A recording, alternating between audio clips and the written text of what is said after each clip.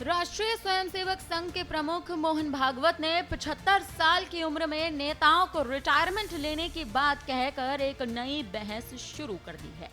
उन्होंने नागपुर में एक कार्यक्रम में साफ तौर पर कहा कि नेताओं को 75 साल की उम्र में रिटायर हो जाना चाहिए और दूसरों के लिए रास्ता बनाना चाहिए। भागवत के बयान से विपक्ष ने प्रधानमंत्री नरेंद्र मोदी के भविष्य को लेकर अब अटकलें लगाना शुरू कर दिया है।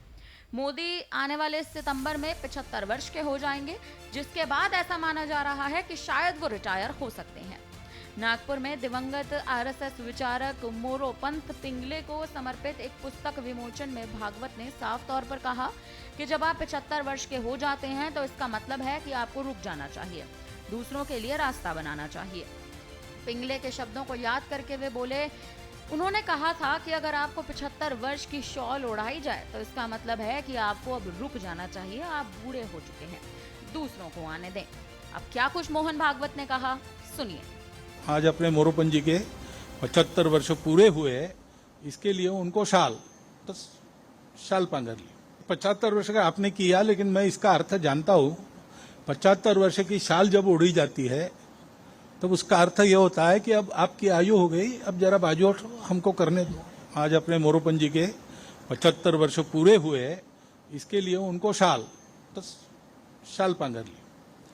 आणि मग म्हटलं थोडंसं बोला, तर ते म्हणे कशाला बोलायचं, नाही बोला, आग्रह झाला।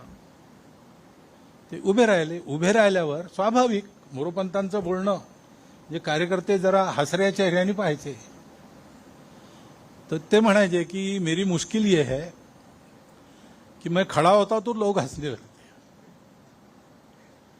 मैंने हंसने लायक कुछ बोला नहीं तो भी मेरे बोलने पर हंसते, क्योंकि मुझे लगता है लोग मुझे गंभीरता से नहीं ले रहे। मग पुढे ते असं म्हणाले, त्यांचे शब्द आहेत और म्हणून उच्चारतो मैं जब मर जाऊंगा तब भी पहले लोग पत्थर मार के देखेंगे कि सचमुच मर गया। मग ते असं म्हणाले, 75 वर्ष का आपने किया, लेकिन मैं इसका अर्थ जानता हूं। 75 वर्ष की शाल जब उड़ी जाती है तब उसका अर्थ यह होता है कि अब आपकी आयु हो गई, अब जरा बाजू हमको करने दो। म्हणजे त्यांच्या गौरवाकरता गौरवाचा भाव मनात घेऊन सगळं होतं, त्याच्यात तो गौरव आपल्याला चिकटू नये ह्याची ते स्वतःच काळजी घ्यायची आणि असा विनोदाचा सुरा चालवून तो चिकटणारा गौरव सगळा सोलून बाहेर टाकायचे। हे मनुष्याचं व्यक्तित्व जेव्हा विलीन होतं, आपल्याकडे एका गीतात उल्लेख आहे, त्या अहंकार कोशात कोंडून पडे पुरुषार्थ, तो कोश दुभंगुनी होत हे विशाल जीवन आता, जगतास देऊ मानवता, संघ हीच जीवन गाथा।